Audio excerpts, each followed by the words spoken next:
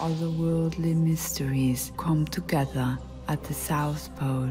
What did Nazis find at the South Pole? Why is there a depiction of Antarctica on the Firefox logo? Why are so many high-level tourists and politicians rushing to the South Pole? Astronaut Buzz Aldrin, Secretary of State John Kerry, Prince Harry, the royal family of Spain, Russian President Vladimir Putin, DJ Spooky Werner Herzog. Antarctica even has its own art biennale now. What ritual did Russian Orthodox Patriarch Kirill do there in just 4 days after meeting with Pope Francis? On nous ment, on nous cache tout, on nous dit rien. On connaît la chanson. Avec l'avènement d'Internet, la parano est à son comble et partout sur la toile, les petits malins l'alimentent en bricolant des histoires plus abracadabrantesques les unes que les autres. Une matière en or pour l'artiste italo-autrichienne Karine Ferrari, qui invente de toutes pièces dans ses œuvres des théories du complot sur tout et n'importe quoi. Même Katy Perry passe à la moulinette du décryptage.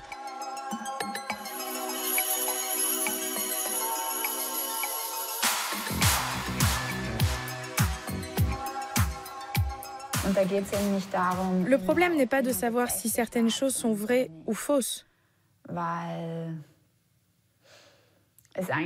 Parce qu'en fait, on s'en fiche complètement. Sur le moment, quand quelqu'un croit à quelque chose, quoi qu'il arrive, ça influence sa conception du monde. During the interview, she can clearly be seen to perform a sideways blink in which her pupils become long thin slits, similar to those of a snake. Ces idées, Karine les trouve dans les vidéos conspirationnistes comme celle-ci, qui prétend prouver l'existence de reptiliens qui contrôleraient la planète. Une théorie du complot veut que l'expression « théorie du complot » ait été popularisée en 1967 par la CIA pour dénigrer ceux qui ne croyaient pas à la thèse du meurtre de Kennedy par un seul homme. Pour la première édition de la Biennale éphémère à Linz, en Autriche, au printemps 2019, Karine Ferrari est venue de Vienne présenter son dernier film sur la campagne d'un iPhone.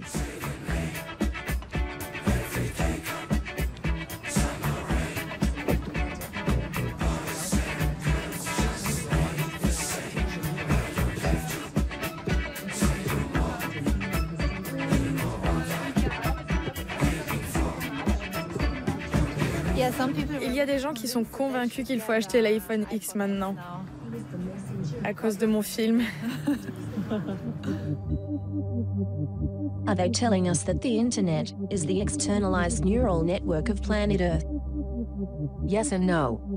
If you look at the colors, that's not the color scheme of planet Earth. This is something entirely different. However, there are stunning similarities to a popular picture of Mercury. NASA released a few years ago the color combination of violet and orange, the dynamic ring structure. Why using a color code that summons Mercury? Because since ancient times, Mercury is the planet of communication, cognitive function and technology. It is ruled by a hacker trickster god Mercury, a major deity in ancient Roman religion and mythology. Quand je vois une image, des choses me sautent tout de suite aux yeux, comme les ambivalences ou les doubles sens. Toutes ces interprétations, c'est comme si je les téléchargeais. Tout de suite, j'imagine comment ces symboles pourraient fonctionner entre eux. Parfois, il y a des choses que je sais. Parfois, je sais qu'il y a des choses qui sont fausses.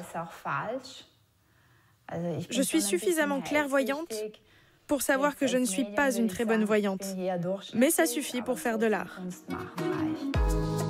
Née dans le Tyrol du Sud d'un père inspecteur des impôts et d'une mère au foyer, Karine étudie la peinture aux Beaux-Arts de Vienne, mais se retrouve vite happée par la créativité des images du net. Membre d'une secte sataniste, elle en gère la page Facebook. Elle y découvre alors l'incroyable créativité des conspirationnistes de tout poil.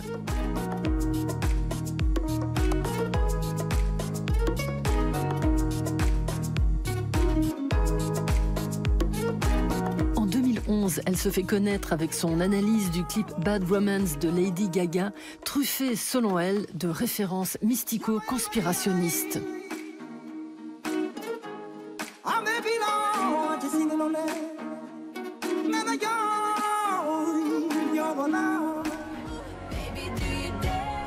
Elle reproduit ensuite sa performance avec une chanson d'Azealia Banks, puis le tube Dark Horse de Katy Perry. The sex slaves and refer to MK Ultra sex kitten programming. Now that Katy got up, an infographic that illustrates the structure of the Hermetic organization becomes visible on the throne. There's a triangle and a second triangle behind the peak of the first one. That means the pyramidism of the conspiracy is a repeating pattern that displays at every scale and extends indefinitely. Internet, c'est un outil, une machine, qui permet de faire la propagande des théories conspirationnistes. Mais c'est très ambivalent, parce que d'un côté, ça propage les théories, et d'un autre, ça permet aussi à nos dirigeants d'être au courant, de nous surveiller. Si Karine s'intéresse à la forme que prennent les sites conspirationnistes, l'Anglaise Susan Treister, elle, est fascinée par les liens qui se nouent en parallèle des développements technologiques. Tel un écrivain qui ferait ses recherches pour nourrir ses romans, les diagrammes labyrinthiques de sa série Exxon sont le résultat de ses investigations. Ils mettent en lumière les relations troubles entre programmes gouvernementaux, organismes financiers et personnalités aux origines d'Internet.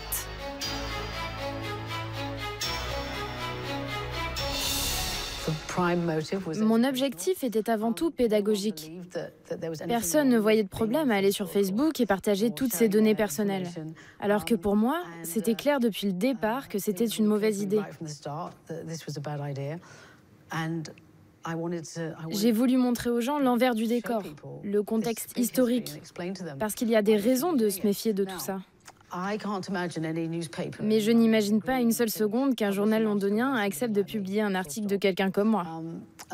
Alors j'ai fait ce que j'ai pu pour alerter les gens de mon entourage qui m'ont traité de conspirationniste en rigolant. Susan Treister, née à Londres en 1958. Son père, résistant durant la Seconde Guerre mondiale, dirige une entreprise d'import-export dont sa mère est la secrétaire. Plutôt que de reprendre le business familial, Susan préfère suivre des études à la Central St. Martin's. Elle commence par peindre de faux jeux vidéo, à la fois sur toile et sur ordinateur, avant que sa découverte d'Internet en 1995 lui donne l'idée de faire des recherches documentaires.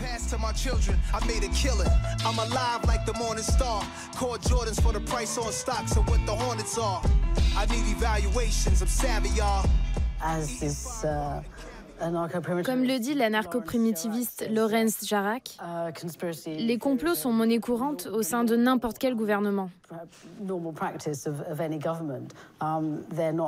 Ce n'est pas une idée farfelue, tout droit sortie de l'esprit d'un déséquilibré. C'est simplement une manière de fonctionner dans les sphères de pouvoir.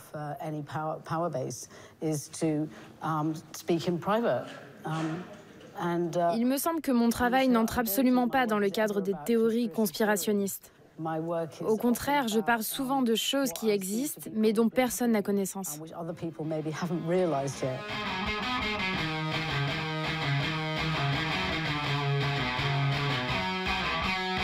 En 1995, Susan Treister crée Rosalind Brodsky, un alter ego volontairement ridicule, chargé de ses recherches sur Internet.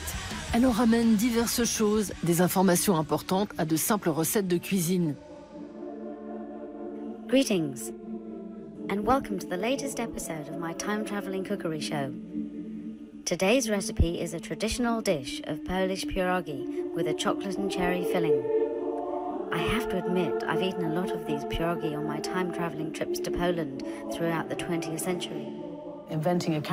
Créer ce personnage, ça m'a permis d'inventer des tas de récits qui mélangeaient la grande et la petite histoire, de façon complexe et multimédia. Et c'était complètement grisant à l'époque. Personne n'avait jamais fait ça, ça ne cadrait pas du tout avec le monde de l'art. Grâce à ça, j'ai pu enquêter sur le passé de mon père en Pologne, pendant l'Holocauste et la Seconde Guerre mondiale. J'ai vu ce qui s'est passé en Europe de l'Est et en Union soviétique, puisque l'endroit où il a grandi est devenu l'Union soviétique, et je ne pouvais pas y aller. Au cours de ses recherches en ligne, Suzanne découvre Robert Gordon Wasson, un banquier d'affaires passionné de psychotropes qui sera, en 1955, le premier occidental à prendre des champignons sacrés au Mexique. En 2017, elle s'inspire de ce personnage pour inventer un trader qui injecterait des formules de psychotropes dans les algorithmes économiques pour faire planer les cours boursiers.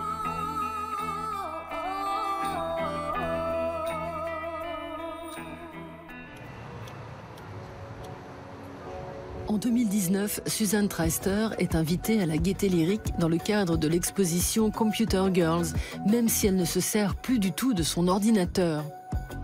Sa nouvelle série d'aquarelles, intitulée Survivor F, imagine la vision du monde d'un personnage féminin qui survivrait à la mort de l'Internet, puis de l'humanité. J'aimerais te quitter à temps, avant que ce ne soit important.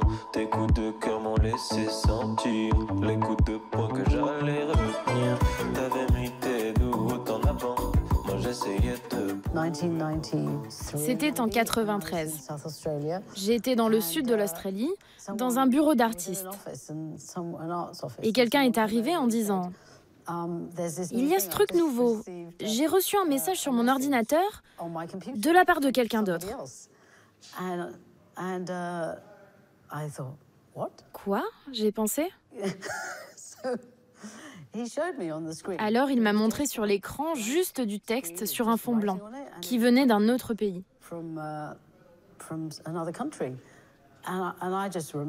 Je me souviens d'avoir trouvé ça sans émotion, à la fois aride et déprimant. Et j'ai pensé, je ne ferai jamais ça. Voilà, Covid génial.